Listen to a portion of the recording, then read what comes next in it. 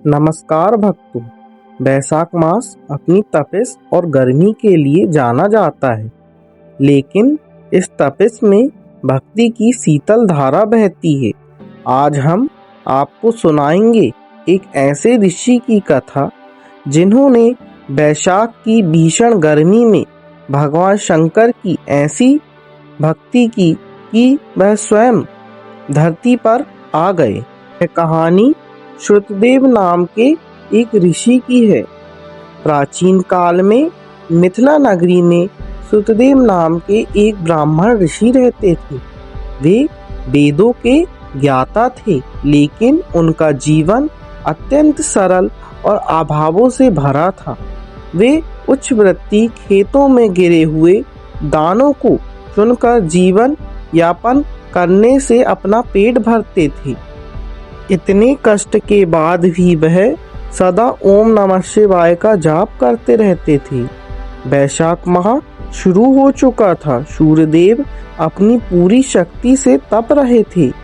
ऋषि श्रुतदेव ने संकल्प लिया कि वे इस पूरे मास में महादेव का पार्थिव शिवलिंग बना करके पूजन करेंगे और राहगीरों को जल पिलाएंगे। ऋषि स्वयं भूखे रहकर दोपहर की चिलचिलाती धूप में दूर से शीतल जल भरकर लाते और मार्ग पर बैठकर प्यासे यात्रियों की सेवा करते। वे मानते थे कि हर प्यासे जीव में महादेव का ही वास है। एक बार ऋषि की भक्ति की परीक्षा लेने के लिए भगवान शंकर ने एक बूढ़े और जर्जर व्यक्ति का रूप धारण किया। बैसाख की दोपहर में वह व्यक्ति ऋषि श्रुतदेव के पास पहुंचा। वह प्यासा और गर्मी से व्याकुल होकर मूर्छित होकर गिर गया। ऋषि ने तुरंत अपना सारा सिंचित जल उस व्यक्ति को पिला दिया, यहाँ तक कि अपने पूजा के लिए रखा हुआ जल भी उस वृद्ध व्यक्ति को पिला दिया। वह बूढ़ा व्यक्ति बोला, हे ऋषि, आपने अपने इष्ट देव की पूजा का जल मुझ जैसे साधारण मनुष्य को क्यों पिला दिया? क्या आपकी पूजा अधूरी नहीं रह जाएगी? ऋषि श्रुतदेव ने विनम्रता से उत्तर दिया, हे देव, शास्त्र कहते हैं कि भूखे को अन्न और प्यासे को जल देना ही सबसे बड़ी शिव पूजा है।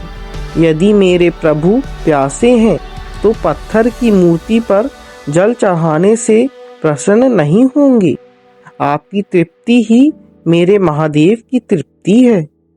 ऋषि के इन वचनों को सुनकर वह वृद्ध व्यक्ति अपने वास्तविक रूप में आ गया। स्वयं भगवान शंकर और माता पार्वती वहां प्रकट हुए।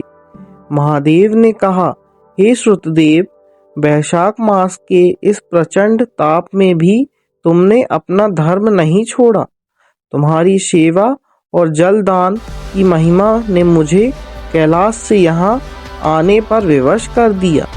महादेव ने ऋषि को वरदान दिया कि जो भी मनुष्य बैसाख मास में श्रुतदेव की इस कथा को सुनेगा या सुनाएगा, उसे अक्षय पुण्य की प्राप्ति होगी और अंत में वह शिवलोक को प्राप्त होगा। तो भक्तों, ऋषि श्रुतदेव की यह कथा हमें सिखाती है कि भक्ति केवल कर्मकांड में नहीं बल्कि सेवा में छिपी है। इस बैसाख आप भी किसी प्यासे की प्यास बुझाएं और महादेव का आशीर्वाद पाएं। हर हर महादेव।